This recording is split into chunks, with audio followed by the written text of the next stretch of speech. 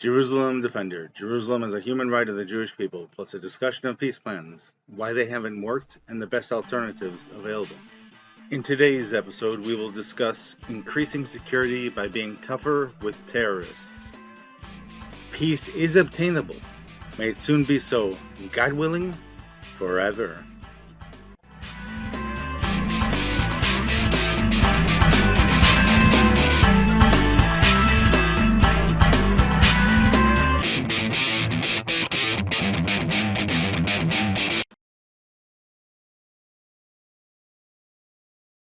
Welcome back.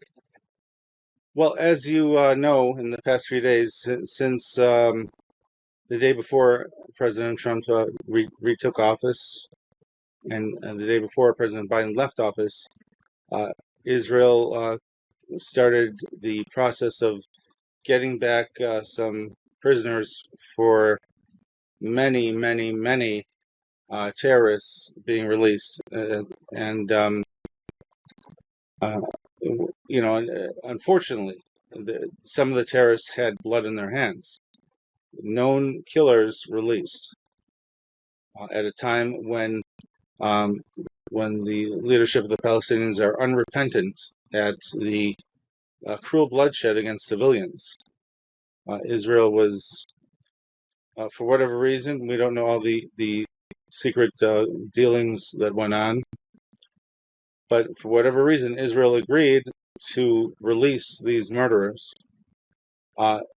even for the good intention of getting hostages. But really, especially when you have a strong president like President Trump coming into office, you don't necessarily need to um, to bend over backwards and cater in a way that increases danger and violence to Israelis.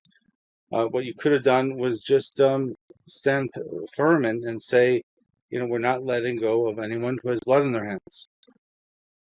At that moment in time, again, there was the President Trump's famous "there will be hell to pay if there's no peace deal."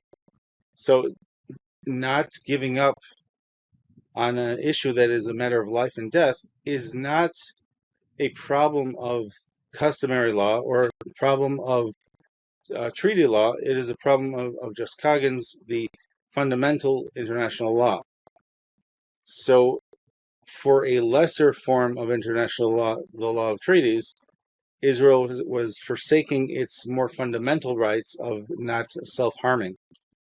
And, of course, releasing the hostages is great. And, if Israel was allowed to, to pursue the war as it wanted to, a year ago, then probably the hostages would have been rescued already.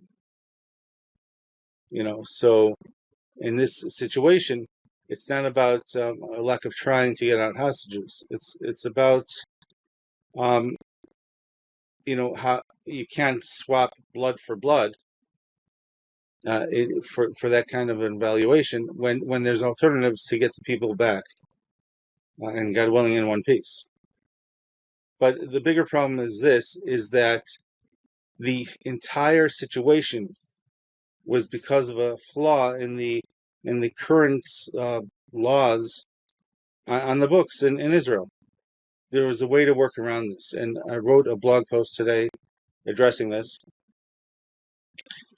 and it alludes to some ideas that I also spoke about and wrote about after the Gilad Shalit prisoner exchange back in 2011.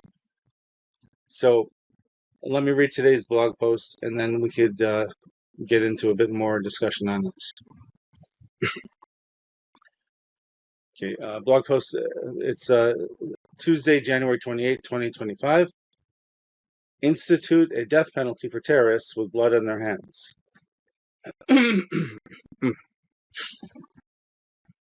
What a nightmare to watch the injustice of terrorists having freedom while the people they killed are still in the grave. What a perversion that the release of hostages, an otherwise extremely holy act, is used to fuel such evil. The last time Israel gave away so many terrorists to release an Israeli hostage, It included the mastermind of the October 7th massacre. What new risks to the people of Israel has the government of Israel negotiated itself into?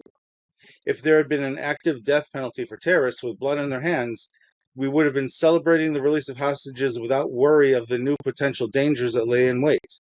It's high time for such a law to pass through legislation. 14 years ago, I wrote that when emotions no longer rule policy, lawmakers will face the need to do something to avoid this from ever happening again. And, repeat after me, it's wrong to release unrepentant murderers out onto the streets for any reason. Okay, that's what I wrote 14 years ago. I guess for whatever reason, lawmakers did not feel such a need to make a law that could protect Israeli citizens in this regard. Apparently, with the security problem that was discovered on October 7th, 2023, apparently there was an overconfidence in Israel's ability to guard against, perhaps not only attacks, but also incursions to kidnap people. Apparently, the assumption was a situation like Gilad Shalit would never occur again, so therefore you don't have to legislate against that. But we have over 100 examples from October 7th, 2023, where that was proven not the case. In today's blog post, I continued, if there were only pro-terrorism advocates without blood in their hands in Israeli prisons before the Biden hostage exchange occurred, then there would have been no clear and present danger being sent back to Gaza to attempt to kill our citizens again. Further, the October 7th massacre revealed a new and deeper running cruelty on the street among many Gazans, so that the risk of attempting terror from this group of criminals is greater than from any criminal element ever released before. Among the most basic concepts of criminal profiling is to deliberate over recidivistic tendencies. I'm unsatisfied that this was sufficiently considered in this case. Now quickly misuse heartwarming photos of these hostages being released and only talk about that so that we can put all of this out of our minds long enough to complete this circle of danger. A misappropriation of Haspara for the wrong reasons, I call this. And, if anyone has been following the what I would call mistakes the foreign ministry has been making in some areas of social media, so I think it's a mistake that they're overemphasizing the joy of releasing hostages and downplaying the dangers. And that sounds political, not necessarily what's in the best interest of Israel. Again, I don't think there's been a sufficient selling of the imperative for this. And if it was America forcing Israel to do it, well, that was the last day of President Biden's administration. If you want to say it was President Trump forcing it, he wasn't in office yet. So this is all what Israel chose in ways that apparently are a great risk against fundamental international law of self-preservation. These matters have long been known. These dangers have long been preventable. Multiple governmental administrations under different prime ministers have not fixed this. This is a systemic problem and must be repaired. It will take public outcry to motivate this change. If your friend, even your very best friend, likes to drive while drunk, do not give him the keys to the car, especially if he wants to give you a lift. If he is sober at the moment but has the same philosophy of driving drunk being some kind of a legitimate option, and he also has a bottle of liquor within his reach, you should still not trust him behind the steering wheel. Similarly, we should not put such a temptation upon future governments to have to deal with. Once there is no new supply of murderers sitting in jail for the PLO to potentially upgrade their roster with, there will be no more kidnappings to fuel their release. This nightmare will be over permanently. So I've lost confidence in the government of Israel to control themselves and never do this again. They're they're trying to sell it, at least from what I saw of what came out of the foreign ministry. They're trying to sell that this is a wonderful thing that the hostages are coming back, without sufficiently explaining that we've taken new security protocols so that there's going to be a minimal risk, etc. So if you can't explain that to a pro-Israeli, so what message is it going to send to terrorists? Right? This is only emboldening the next terror attack. But as we're discussing here, it's possible to end this risk permanently if there's no pool of terrorists to upgrade their roster with. The PLO won't try to force that kind of a trade. Practically speaking, it's time to admit the risk of kidnapping is not going away unless and until a real peace solution is fully in place. If a government would consider such legislation as suggested here in Jerusalem Defender blog, the following is a vital point. Include a clause that requires swift fulfillment of orders of execution. Closing potential appeal processes within a matter of days or weeks, not months or years, keeps such a law a practical deterrence of kidnappings. Otherwise, there would be a fresh supply of terrorists with blood in their hands, potentially motivating more kidnappings. God forbid. If the government will not protect the people, as in the Likud government, and the other government elected will not protect the people, the government led by Bennett and Lapid, then it's time to cry out to heaven for help. The need is urgent. The intent of government of most parties is to not recognize this as an important value. But God is our king, and he can intervene, and will if we but ask him to.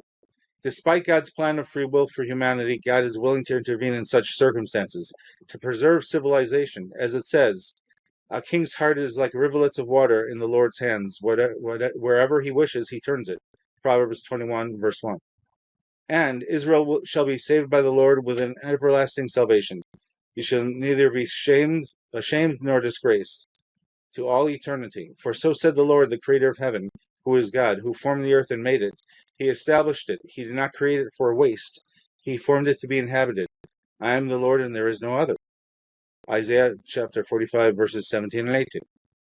Let's encourage the habitation of the land by those who can come to the Holy Land through a reassurance of safety, and the long life of those who live there by a reassurance of justice. May the government recognize the need to protect their citizens in such a way, and act accordingly in an appropriate manner. May it soon be so, by the grace of God.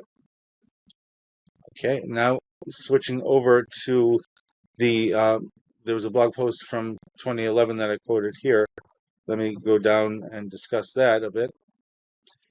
This is entitled Legislation to Avoid Future Long-Term Captives, dated October 22, 2011. Okay, written back in the Obama administration. So, again, I mean, even if you haven't read anybody else wrote about this, here's evidence, at least someone wrote about this many years ago. Okay. All right. So, going down to the bottom third of this blog post from 2011. So, how do we avoid needing emergency measures to handle, when there's kidnappings? So, what I suggested back in 2011, let me quote exactly from the blog post. I suggest two simultaneous pieces of legislation: instituting a death penalty for terror attacks, and passing a law forbidding future prisoner exchanges involving terrorists could be the preventative measures that Israel needs.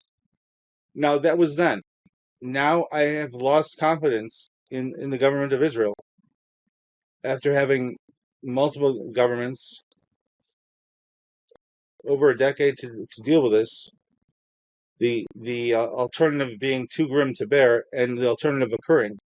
Now I've already lost confidence in the current government of Israel not just under Netanyahu, but also under alternatives. It's just a systemic problem, as I wrote today. If the Knesset only passes a death penalty against future acts of terrorism, it would not change the fact that Israel has over 5,000 Palestinians in her jails, prodding Palestinians to attempt another kidnapping, God forbid. If the Knesset only passes a prohibition on prisoner exchanges in the face of the disproportionate nature of current capitulation to terror, albeit for the noblest of reasons, Palestinians could assume that such a law prohibiting exchanges could be repealed in the face of a new peak in national emotions. But that was what I wrote in 2011. But we found out it doesn't take a repeal of a law for the government of Israel to start acting foolishly again, apparently. I mean, again, getting prisoners back is a huge mitzvah. One of the biggest mitzvahs out there. One of God's favorite things in the world. Someone should be released from jail. If they're, especially if they're innocent, especially if their life's in danger over it. Getting them back is worthwhile. But the thing about this is, Israel has released terrorists even to get back hostages who weren't even alive. So I mean that is also risking the encouraging the wrong kind of reaction from these terrorists. Now Israel has made stipulations that there has to be living hostages returned and things like that. But the fact that this is even a negotiation, it's even on the table, is only because Israel has not separated the most dangerous elements and prohibited itself from being willing to surrender them under any form of duress whatsoever. Again, under international law, there is no obligation to risk your own country for the sake of a treaty. And that's what Israel, their government has done. And, it's very difficult. The injustice and the codependency to terror, when it's done by another country or another organization or some sort of media or journalist, that's aggravating. But when your own country does it, it's it's time for a change. Maybe it's time for a change. But again, just getting angry with Netanyahu doesn't fix this. That who is running a campaign that they're saying, you elect me, this is going to change. I mean, how many people have spoken like that? And if they spoke like that, were they branded extremists? Extremists for following the most basic concepts of international law of self-preservation. Is that an extremist?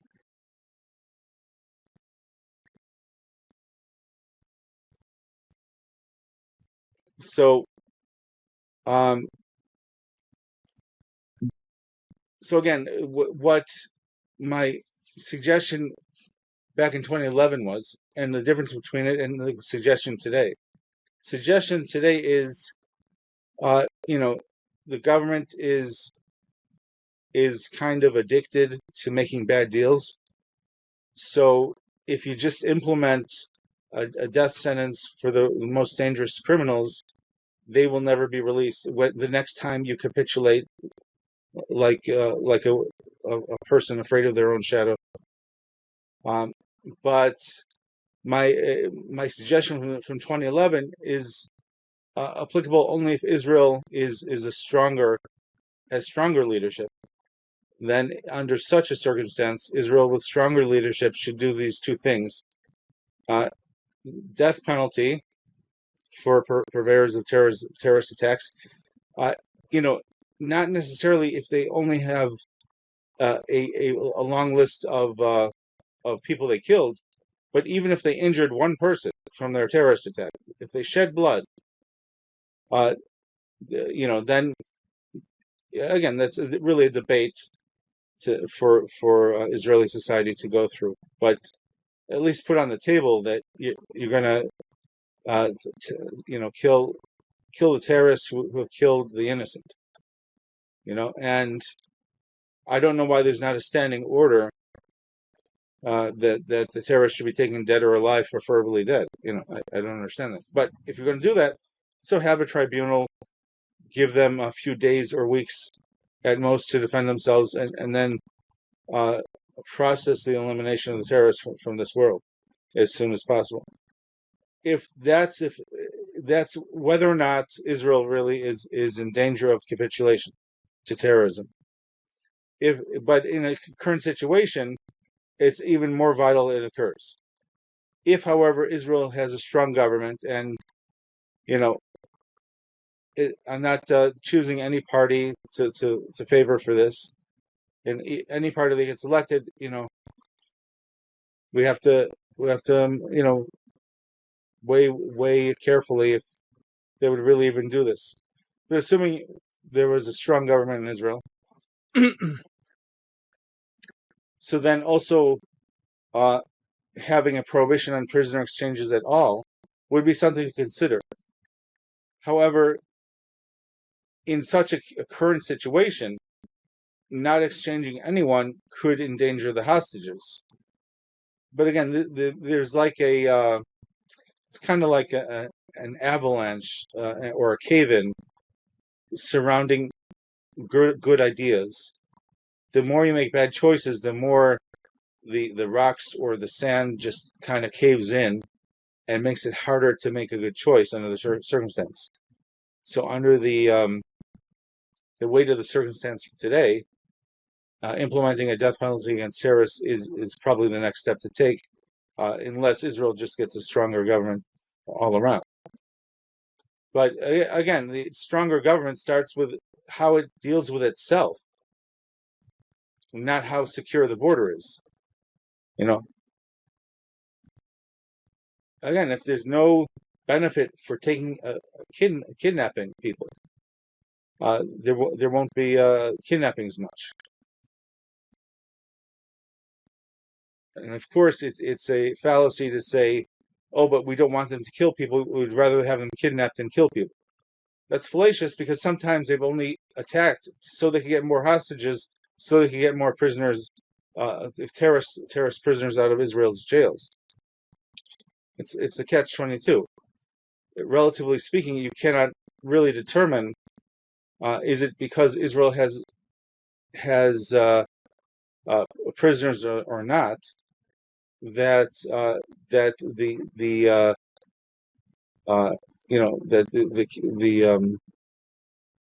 people would be in danger. Maybe it's because they have these potential recruits for the terror in the Israeli jails that motivates them to risk their lives to get more hostages to try to trade for them. Okay, so we don't have to even evaluate that. We just know under the current circumstance that being strong against the violence by having a death penalty that has a swift punishment.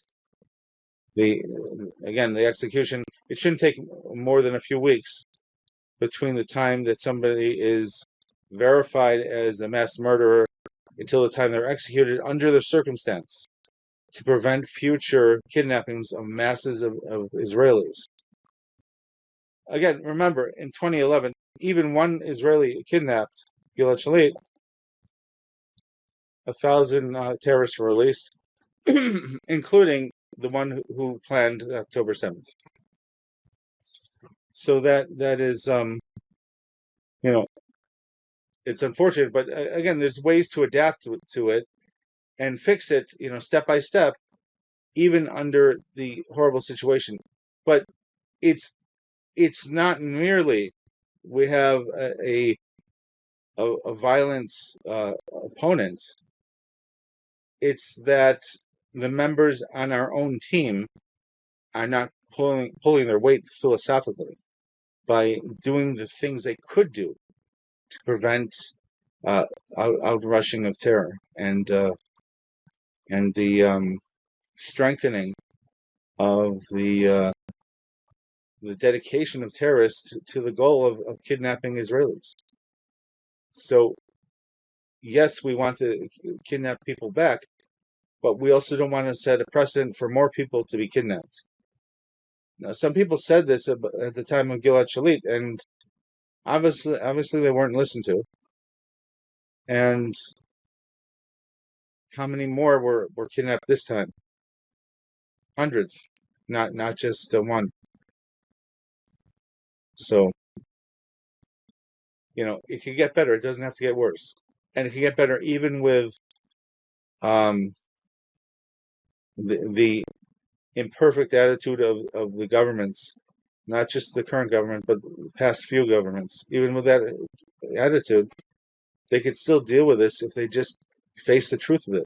So I'm advocating that there should be political pressure placed on every party to have a death penalty against terror, and with a swift conclusion to the death penalty. A month should not pass before the murderers are themselves murdered. Under the circumstances, it's the only way to deal with the war of attrition in this aspect of it. I feel it's kind of like watching a doctor treating a patient with multiple bullet wounds. They have to give all their attention to one bullet wound while the nurse is holding pressure on the other bullet wound. And just once you get this bullet wound fixed, then you got to run to the next bullet wound. So try to fix that. But again, just let's first take care of this thing. Let's protect people from being kidnapped. That is the worst danger under the circumstance. It's a threat to living people. And of course, it should not be that anyone with blood in their hands is ever transferred for the sake of the right to bury someone who was killed. If you cannot put a premium on dead Israelis, or that could encourage more dead Israelis, God forbid. Right? So let's just keep our responsibility for any risk of codependency to terror away from us and away from our government. And it could require political activism on this concept. And I hope you could read my blog post again or watch this video again. And this could be something that people proactively pursue to change the way that the Israeli government is dealing with this. Because there was Netanyahu, and then Bennett and Lapid, and now Netanyahu, and nobody's really sufficiently addressing this. And I hope they do. And of course, there's many voices like mine who would you could listen to and discuss with, and it's just the basic sad truth of things. Anytime you want to win in even a team sport situation, first you have to solidify your team before you talk about the enemy. Right? If nobody's guarding the opposing players, so they're going to score as many points as they want. Once you have people who are guarding the opposing players, then you could make a strategy. Okay, these and these opposing players are most dangerous, so these and these you have to deal with the first. So Israel first has to solidify not just the capacity for that Israel can defend itself, and Israel would know how to retaliate against incursions. But Israel has to protect itself against its own government in a future potential situation like this. There should never be a risk that people could be kidnapped for the express purpose of releasing murderers from jail. It's just the most basic form of defense. But again, not enough discussion on this.